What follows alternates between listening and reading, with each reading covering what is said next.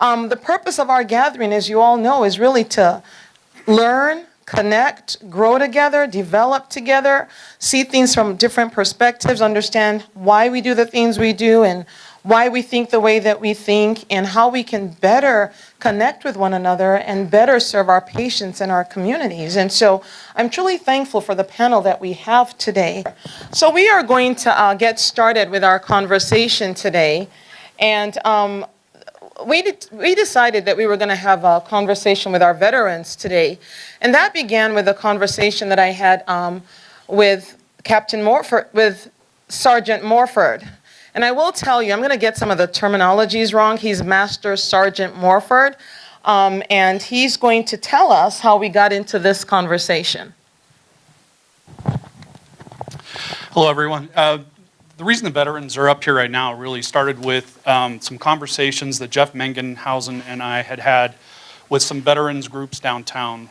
We're launching, this is getting started, a veterans affinity group. So as part of that, we met with some organizations downtown. And when we were at one of those meetings, an individual in one of those organizations approached me, a veteran, and said, "Hey, you work for Regional Health. I wanted to share something with you." And he said, "I had something that happened many months ago." And he said, "I didn't say anything about it because it wasn't Regional Health's fault. Nobody was, they were just doing their job."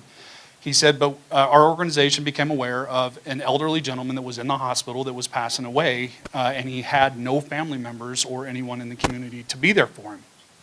So he said, I went to the hospital and I stayed with the individual until he passed. And he said, then the hospital staff basically escorted me out and kind of pushed me out of the picture. And he said, I explained to him that I need to stay, with the body. And they said, no, we've got a process essentially. And they sort of ushered him out. He said, I didn't take offense to it. I didn't complain. He said, but I wish they understood for military members that it's important in some cases that the veterans' remains be attended by another veteran until they're turned over to mortuary affairs or to the coroner.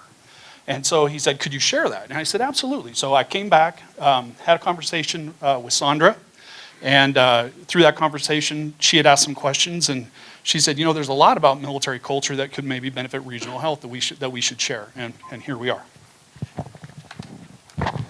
Thank you. Now, how many of you knew that if someone passed and they were military, someone needed to be with them if the person was in the room until the process went through correctly? How many of you knew that? How many of you did not know that? Almost every hand, less than 10%, maybe even 2% knew that. And so that's hence why we're here, because I heard it for the first time and I had no clue. And as I said at the beginning, talking with Michael through this whole process, I'm learning so much about the military that I did not know.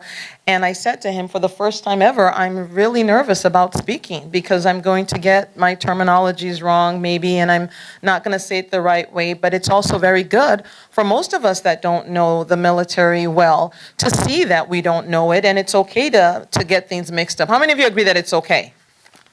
Thank you for that. So, Michael, do you want to take us through some of the things that most people may not know about the military? We're sharing mics. We only have 2. So you'll see us passing things back and forth.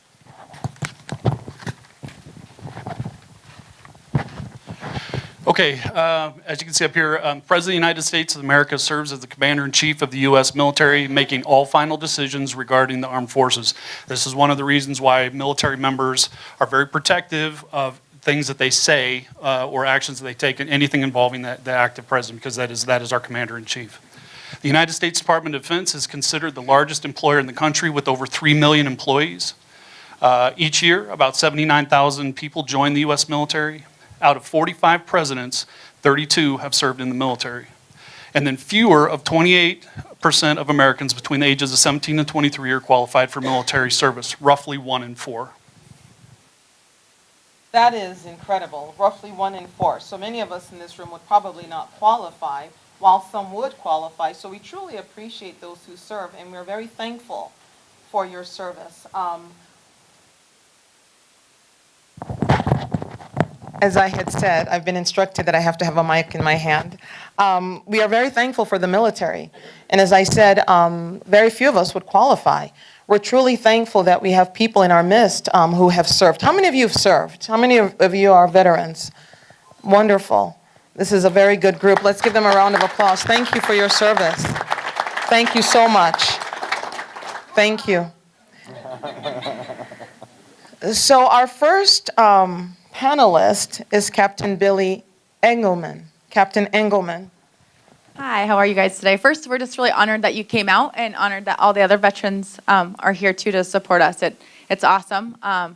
And we're just honored to be here. And we're excited that Regional Health is embracing this and talking about some of a different culture, which is a military culture, because it is very, very different.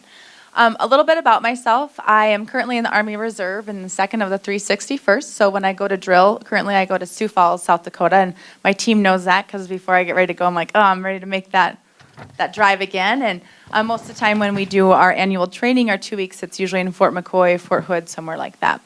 I've been deployed, and deployment and mobilization are two different things. A deployment is actually when you serve overseas, and that was from 2003 to 2004 for 18 months in Iraq.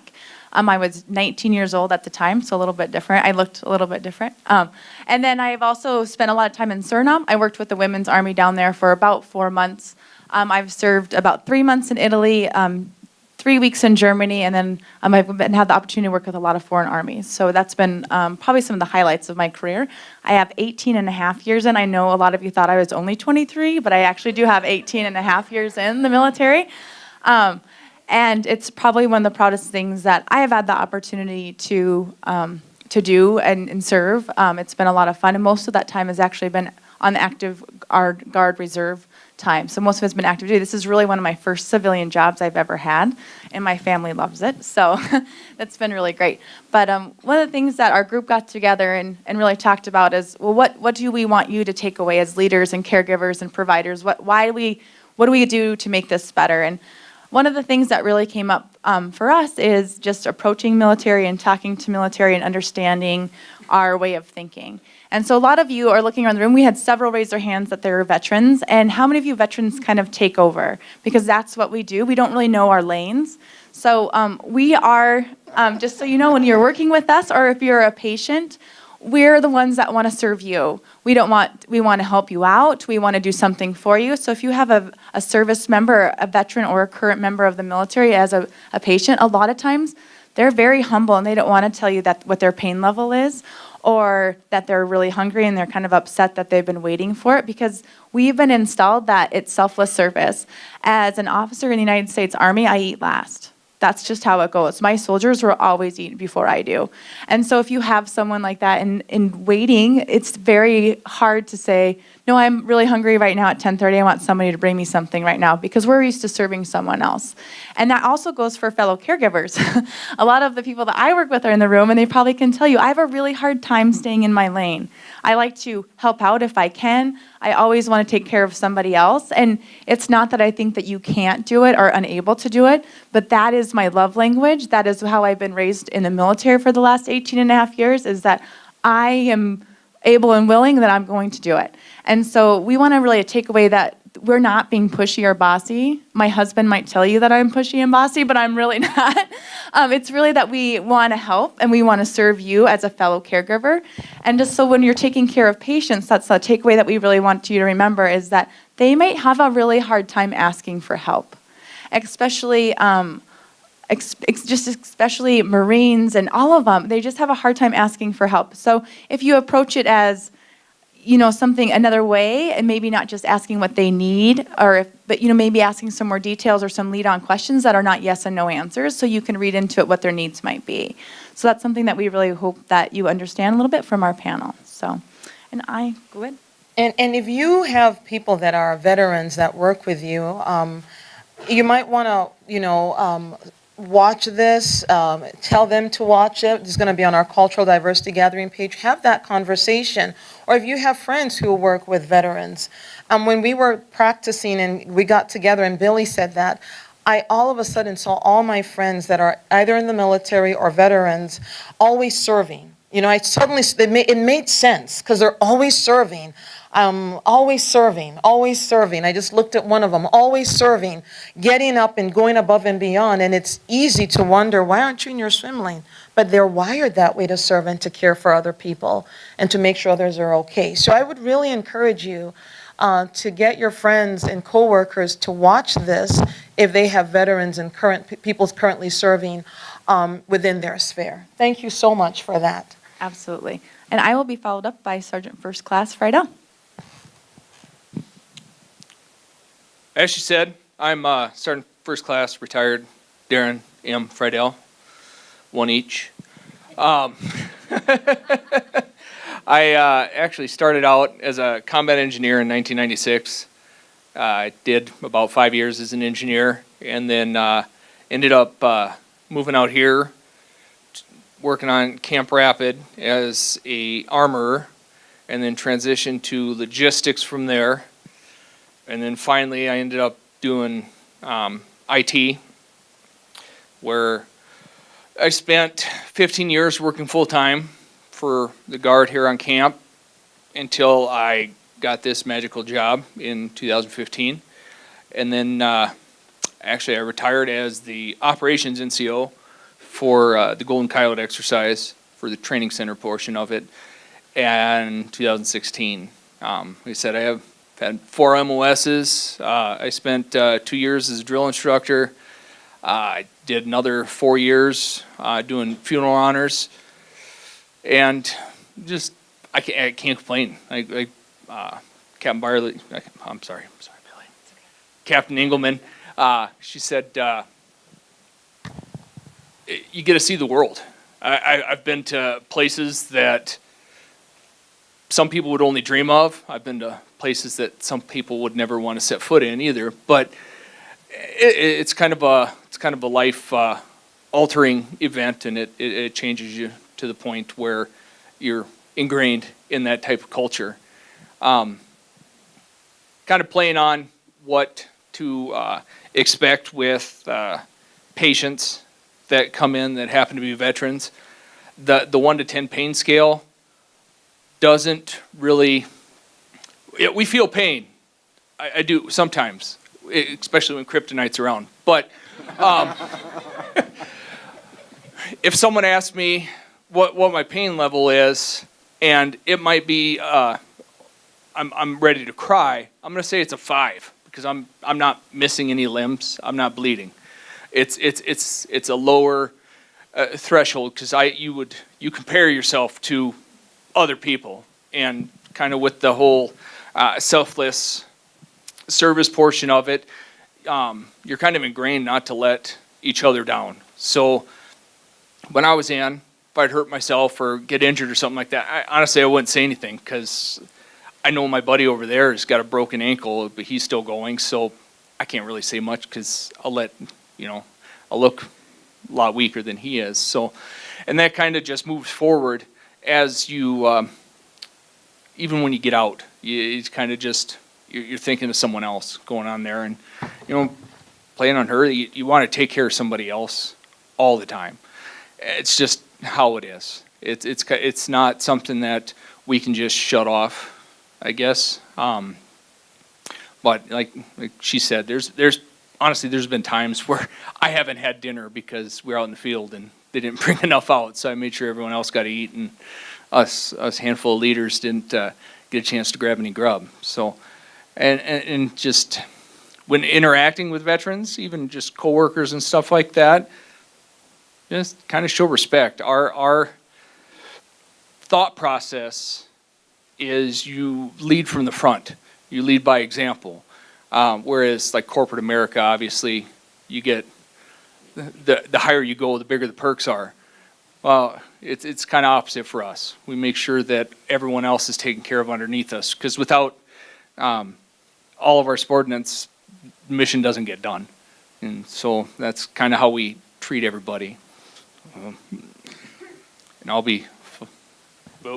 So as the officer, I'm going to interject one more time, but because I'm bossy, right? No, and another thing that when working with veterans, remember what we said at the very beginning, that 28% are able to serve. Well, less than 10% actually serve. But going on that is our whole career, we want to stay healthy, and that we want to act like we are medically fine so we don't get medically discharged. And I will tell you, even after 18 and a half years, I'm like, do I tell them about my knee or do I not? And I think we all talked about that part of it. Some of our panels actually been medically discharged, so it completely changes your life if you admit that you have some type of fault. So as a patient is coming into us, remember that if they are, especially if they're coming from Ellsworth or currently active duty, this could change their whole entire career. And so if they're not really comfortable, they're probably not going to tell you really where their pain tolerance is at. So just something to maybe remember. And if they're a veteran or if they're out of the service, even though it may not affect their career now, it's still been ingrained in us that if ibuprofen doesn't fix it, then it's really serious. So we don't tell anybody about that. So something to kind of remember too. Thank you for that. Yeah, on that, I was 18 years in when I finally reported that I had problems with my shoulder and my neck and all that other stuff. Ended up like 5 different surgeries to get everything fixed, but I didn't want my career depended on it, and I didn't want to have to look for another job. So it helps, and ibuprofen and water is usually not the answer, but that's the one we usually get. So. Thank you. Sergeant Ham? Sergeant Morgan Ham, United States Marine Corps. I guess most of my time was spent on naval ships. An LHD was the class. It's similar to an aircraft carrier. It's a lot smaller. It's a helo deck, so it flies us wherever we need to go, or we can hop out the back and ride a hovercraft to the beach and take it. I was in the Mediterranean or the Arabian Sea most of the time, so I've been in pretty much every country that touches that and flown over quite a few. Originally is information technologies, I guess, is what I went in as, but when we're in the field or we go downrange, our job is to provide communications from RF to a satellite phone. It's my job and our team, there's either 2 or 4 of us that went to provide that communication. We went everywhere. Wherever a unit needed comm, that's where we went. I guess what I learned from the Marine Corps is military bearing. So I don't have the facial reactions that other people might have. It's just I struggle with it, and I know other people that do too. So you might think that I'm mad, but really nothing's wrong. So you kind of have to look past that and see more into the body language and things like that. The other thing, talking about pain, is, I always look at my dad. He hurts more than I do. Why am I going to say anything? So I don't have pain. So I don't know how much you'll run into that dealing with other veterans, but I think it's pretty common. Then the other thing is adapt and overcome. You might not have everything you need to complete the mission, but there's a way to complete it. So that I think we can all accomplish that. So that's about all I have, I guess.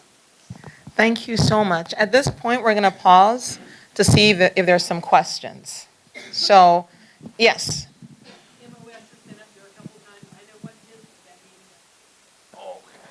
It's the military.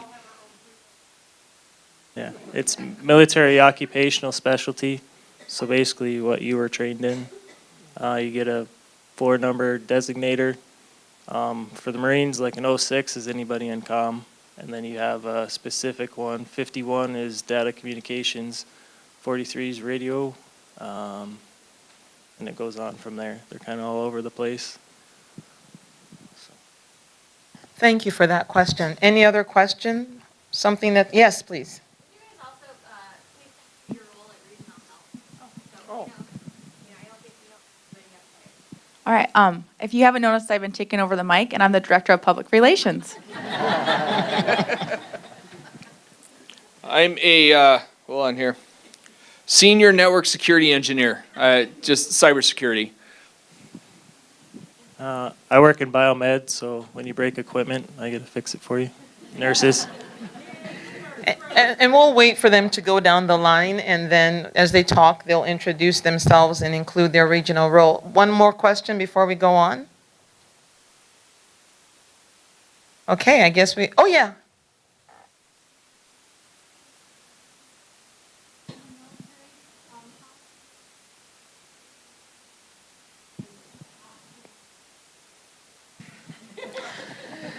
So for the purpose of the recording, the question she asked was, for those that have retired from the military, how was it adjusting back to civilian life?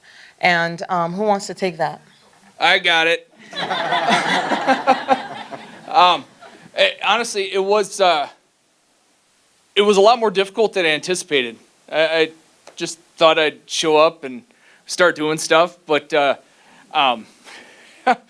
civilian world, like Cap Mingleman said, is siloed. Everyone's got their own lane that they do, and that's just not how we work. When we're like, hey, we need to get this project done, it's all hands on deck. Everybody goes and does it, and it gets done. Everyone even ventures out, is willing to share information. It's not the one ring to rule them all. So that part was tough, and then adjusting to meeting times with civilians, because meeting starts at 1:15, 1:30, people are still trickling in. That part is it causes veins to pop in my head most of the time, but. Yeah, it's not. It's a little bit difficult, just to kind of translate into civilian in your head when you're talking. I mean, I got my boss in the back there. He tells me all the time just to kind of watch some of the vernacular I say, just because it's to me it's commonplace to say things that most people may not understand or may actually interpret in a completely different way. So. Yeah, it is pretty difficult, but it's not impossible. It's actually kind of fun being a civilian. I get to wear a beard, and the only person yelling at me is my wife. So that's good. Master Sergeant Morford shared some stuff about being a civilian that I have been able to observe and watch. A little bit different from what you shared, which I'm sure he experienced. But do you want to tell us a little bit about that? My role when I finished my career was a first sergeant, so that individual was responsible for the good order, morale, welfare, and discipline of all the airmen, not just at work, but 24/7, and not just the airmen, their dependents as well. So we're constantly programmed to always make sure we're watching protocol and that things are a certain way all the time. And I didn't even realize that when I first transitioned out of the military and into the corporate side. There's some things that carried over I didn't even realize I was doing, and my boss can attest to this because we worked together at a different place. It had gone on a couple months, I didn't realize I was doing it, and finally they called me out and said, why do you keep, as we're walking down the hallway, why do you keep moving to our left? And it's because in the military, your ranking person is always on the right, and I didn't even realize that I was doing it. Military time is another one. I still...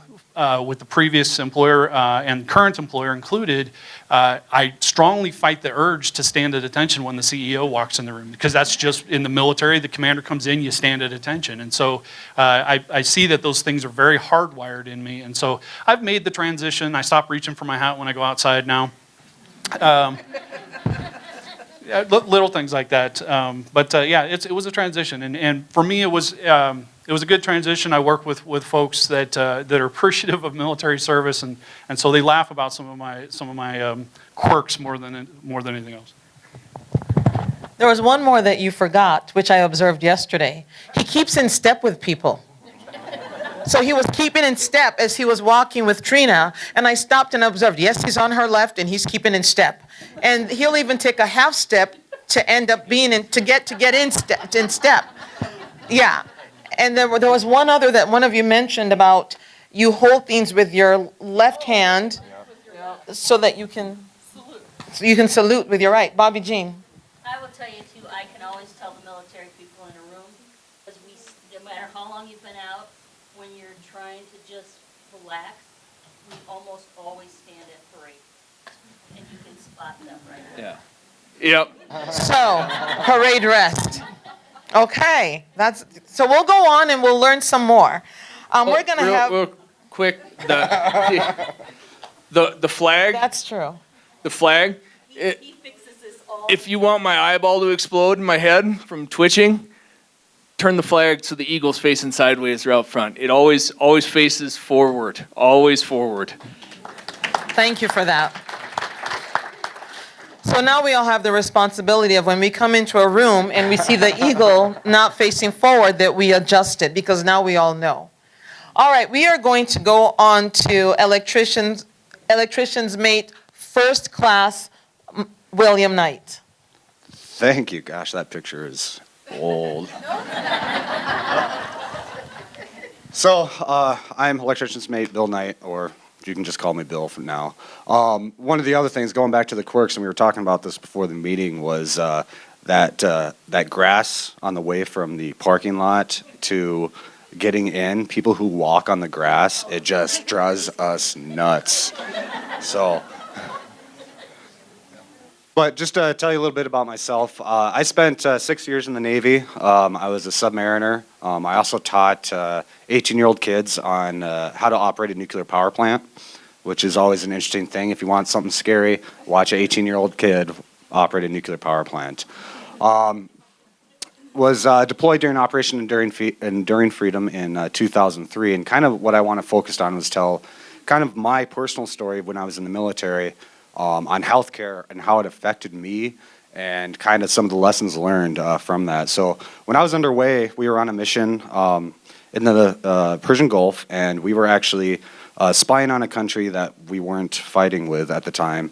And I got out of the shower one day, and in the submarine culture and in the military culture, you're all very close-knit. So things are happening in the bathroom all the time. People are taking showers. Well, this one person was getting a haircut right there. I got out of the shower, and the guy asked me, "Well, what is that lump that's on your neck?" And I kind of looked in the mirror, and I was like, "Well, I have no idea." And also, just so you guys know, in the submarine, you can shave a beard, so you don't have to shave on a submarine. It's kind of cool. So I looked in the mirror, and I was like, I have no idea. And I went to find what we called our dock on the boat. The dock on a boat is actually what's called an IDC, or an independent duty corpsman. They're basically a highly trained triage ED dock with all the responsibility of a dock, but none of the certifications or the liability. Yes. So they're also, IDCs are also deployed with like Marine contingents and whatnot for triage and whatnot. What ended up having to get medically evacuated off the boat, we had to come off mission, and that was a big, long process to come off mission. We had to surface the boat, and then the USS Nimitz, which was an aircraft carrier at the time, had to come to a complete stop. Now, those aircraft carriers are large boats, or large ships.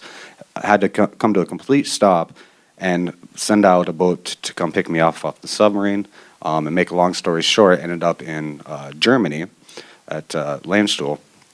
And they gave me a choice of either going to the National Naval Medical Center in Bethesda, Maryland, or to go to Tripler. At this point, I still had no idea what was wrong with me. I had an idea. I kind of was guessing just based on some of the internet searching I was doing. Yeah, I know. I'm sure you guys love to hear that. But I was right, all right? I was right. Go to your doctors and don't search the internet. Hey, I'm in IT, okay? But they gave me the choice of either going to Bethesda or back to Tripler. I was based out of Hawaii. I made the decision, well, if the president can get sick, they goes to Bethesda, so that's where I'm going. Ended up going and ended up with Hodgkin's lymphoma. So I was stage 2 alpha X, and went through and got some of the best health care I've ever had in my entire life at Bethesda. Now, this is a teaching hospital, and just one quick story for that. Because we came off mission, the Secretary of the Navy wanted to meet the sailor who caused the submarine to come off mission, right? So I was sitting there, and I was getting geared up, and I was in the hospital, and I was waiting to get my immunizations, because I had to get my immunizations before I started chemotherapy. And this poor officer, and it's a teaching hospital, and she was kind of the nurse in charge of me. And we were waiting for the Secretary of the Navy to come before we get the immunizations. And I said, "Ma'am, we need to make a command decision here, because I'm starting chemotherapy tomorrow, right? I'm not going to wait for the Secretary of the Navy, so let's blow off the Secretary of the Navy." And so we blew off the Secretary of the Navy. Not sure how that did for her career, but It helped me. But really, how this all comes together is that from the time that I noticed the lump to the time that I started treatment, that time period to get halfway across the world was about 2 days. In the military, we have some really, really, really highly trained individuals, of course, but the sense of teamwork and the sense of team that we have. And it doesn't matter, if I don't like a person, I may not like that person, but I know that he's got my back in any situation. And I think taking kind of that idea and applying it to the healthcare that we all have different teams and we all have different things that work together, and we can utilize that to help the patient out the best. So, Thank you so much. We're going to go on to Master Sergeant Michael Morford. Hello, I work in human resources. I'm an HR business partner. Prior to military, I was a professional photographer. I was married. I had a daughter and a beard. And so why I joined, driving home from work one day, saw a recruiter's office for the Air Force. I've come from a big military family. My grandfathers, my great-grandfathers, great-great-grandfathers have all served. My dad, various branches. I said, I need to do my time. I need to serve my country. So I pulled into the recruiter, signed up. They made me a photographer. Kind of made sense. So I spent the first part of my career as a photographer, traveling all over the world. I've had assignments in many different countries and stateside. As a photographer, everyone tells me, "Oh, that must have been an amazing job." It was. It was a great job. But as a photographer, you see the good, the bad, and the ugly of all things military. So you don't realize sometimes our photographers out there, they're seeing the heroic things that we're doing in the missions that we're accomplishing, but you don't see that the photographer is also documenting the Class A mishap, which is when there's a significant loss of life or damage to an aircraft, those types of things where we're doing search and recovery, autopsy photos, those type of investigations, and also knowing the impact that has for their caregivers at home. So as part of that, I started my education in psychology, social psychology, and then I had one of my mentors, a Chief Master Sergeant in the Air Force, tell me, he says, "You know what, you're going to be a SHIRT." And a SHIRT is a nickname for First Sergeant. In the Army, they call them top.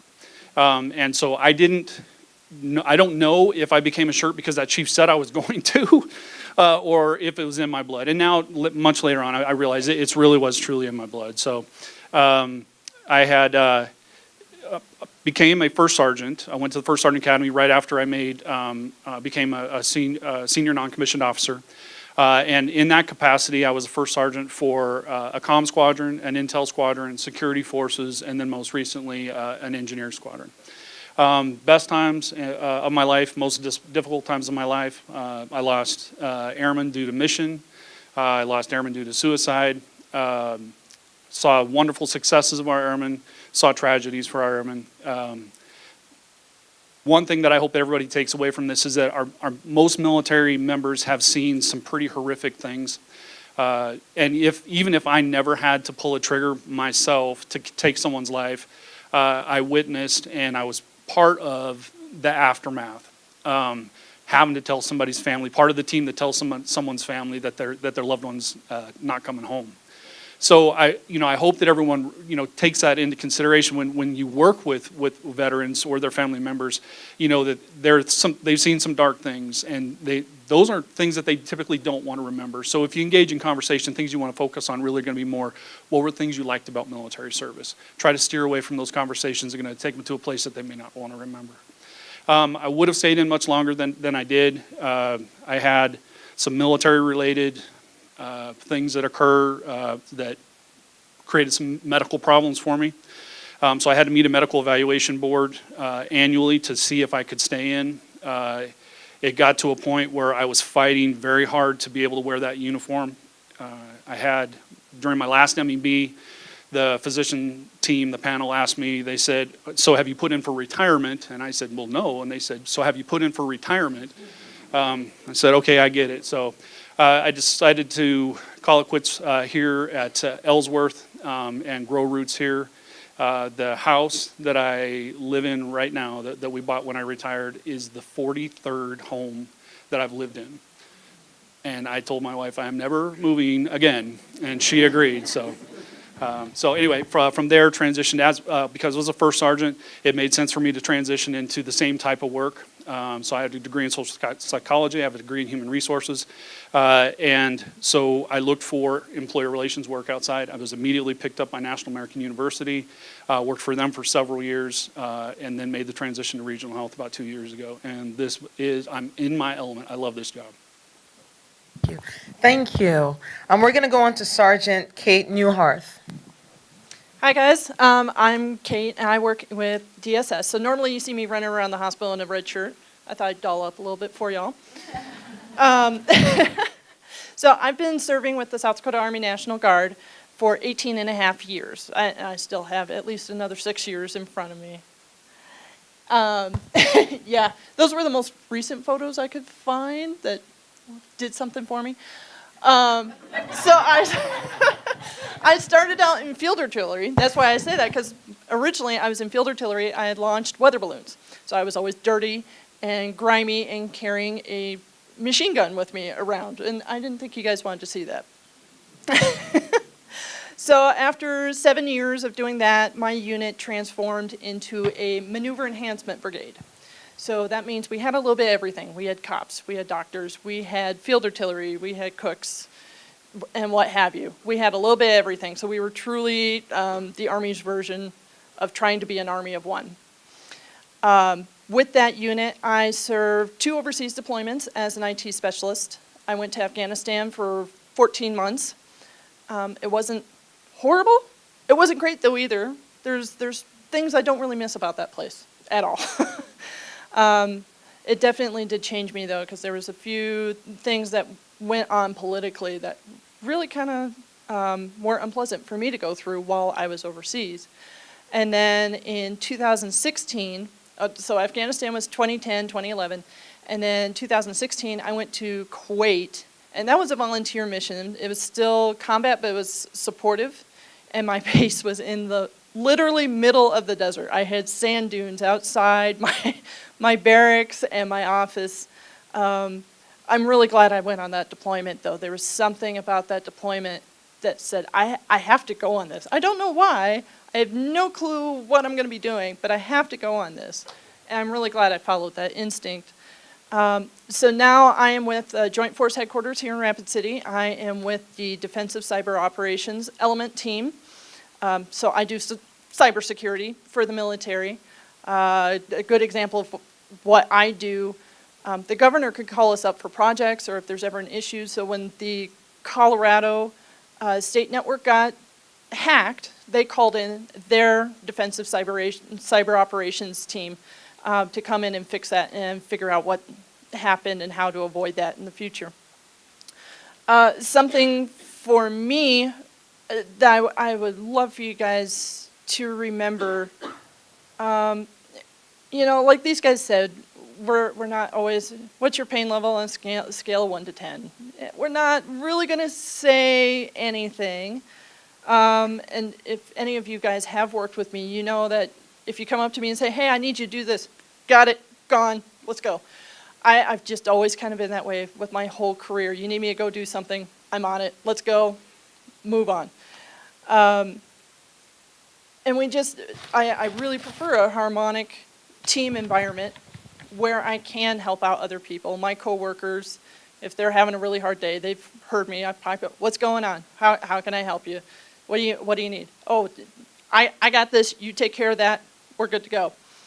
And the things about this job, about this lifestyle, about this culture just really creep in on you and you don't even realize it. Like when I came home from Afghanistan, I didn't realize for the first 3 months I was home, I'm driving around Sioux Falls, but I'm scanning the roads everywhere I went. I'm looking at every single person who's talking on their cell phone. I'm watching everything.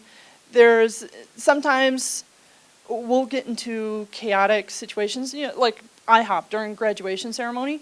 I'm not doing it, or graduation weekend. I'm not doing it. It's too much chaos. I can't. I'm trying to keep track of every backpack, every purse, every little kid running around. So I just kind of avoid those situations. And I never had that until I went and served. on the flip side, until I served overseas, I also had a very different societal view of the States. I came home and it was a very different thing. Not necessarily detached, but you just had a very, you had a more global sense of who you are, where you are, and what's going on. And I had the chance when I was in Kuwait to ask one of the astronauts that were visiting us if they had that same feeling when they go up in space and they're looking down on the planet, if they had that same feeling of detachment, that same kind of universal, global, this is what I am, this is who I am, this is where we're at type thing. And they couldn't really answer me. We've never thought about that before. Like, oh, okay. So for me, yeah, I have lots of years ahead of me.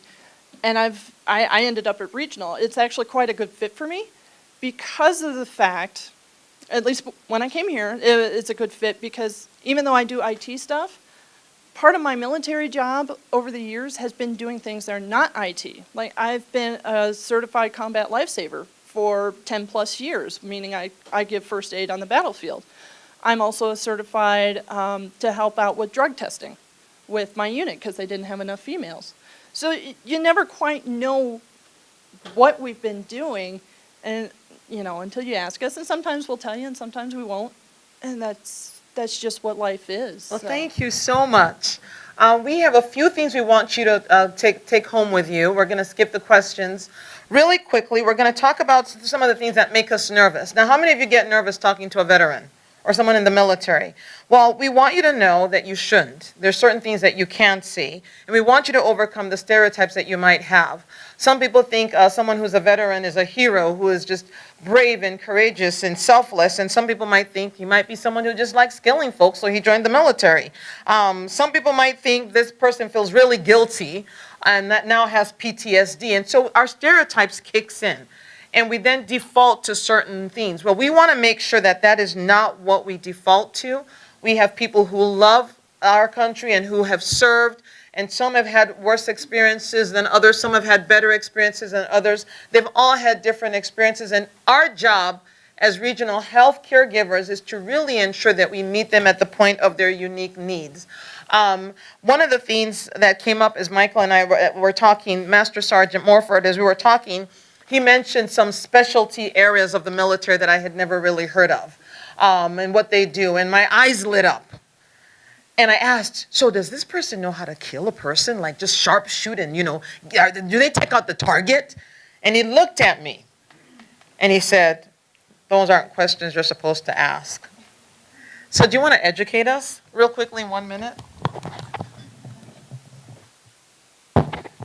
I think most of the veterans up here can attest. Fortunately, it doesn't happen too often, but we have been asked some awkward questions at times. The most common one I think that has come up, and it's not by anyone that means anything bad by it, but they'll ask, hey, have you ever had to kill anyone, or have you ever seen anyone killed? I can answer that for me personally, I thank God that I've never had to take a life. But I never quit thinking about the individuals who have, because the individuals on the other side of that gun, pulling the trigger, taking the life of somebody else who's potentially just doing the same thing. They're just doing their job, and they live with that for the rest of their life. So that's not one of the high points of their job. And so be very cautious of how. Now, if you develop a working relationship with the individual, or from on a patient standpoint, you work with them very frequently, and you get to know the person, let them kind of guide the discussion as to what they're comfortable with telling you about their job. But it's a safer bet to keep more on the positive things.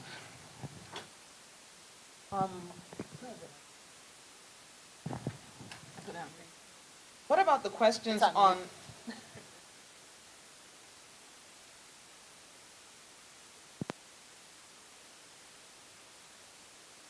What about the questions on, how many dead bodies have you seen? Or what was the worst thing you ever saw? And I almost joined the military, but do you have PTSD? I mean, what should we say? If we don't know what to say, what should we say to a veteran? Not that. Those are perfect examples of everything not to say. Again, really focus on the positive. You know, why did you join the military? You know, what was a favorite aspect of military service for you? What are your best memories of the military? What are you most proud of? Those are always good conversation starters that'll take it and keep it in a good direction as long as you ask those types of questions. And sometimes we see some folks who like to wear their military hat, or or something that indicates that they're military. I remember you had told us something along those lines. I just think, just keep it simple. Like we said up there, it just says, thank you for your service. So I make it a goal every time you see, especially the Vietnam era and stuff like that, that didn't get a lot of thank yous, just shake their hand, look them in the eye and say thank you for their service. Whether they're a patient or maybe they're someone that's not even a patient in our, but their wife or one of their kids are there, it's very, very important. A lot of times they're very humble. And so if you just simply say thank you for your service, but you know they served, it goes volumes. And I think that's really all you need to say. And if they want to open up the conversation from there, then let them. Yeah, Sandra, I had a couple more too, real quick. In speaking with veterans, their caps typically are very important. Dog tags for some military members are very important. I've worn my dog tags every single day of my life since they were issued to me in basic training. And I had somebody ask me, why? Why do you wear them? You don't need them anymore. And I told them I wear them for the same reason that I've always worn them. I don't wear them because I need them. I wear them as a constant reminder of every military member that ever has. Every day.